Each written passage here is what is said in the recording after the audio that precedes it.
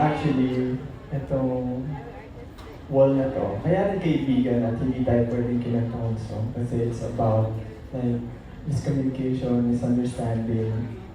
Actually, kahit nagsusulat kayo, hindi ko nababasa yung sinusulat niyo kasi inverted siya. The same thing, same way sa inyo. Hindi nyo na naiintindihan yung sinusulat ko. But we're trying to read it. Diba? Kailangan natin tingnan maigi, basahin, bagalan.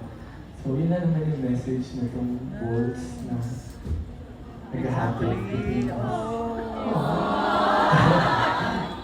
Yeah, but syempre, gusto ko kayo pasalamatan. Thank you so much for being here, for supporting me, supporting us, and sa lahat ng mga tao na, ulit again, lahat ng tao yung bumubuo ng Luna, maraming salamat po. Thank you po. Last year, I made contribution sa journey na to, so thank you so much. Yes!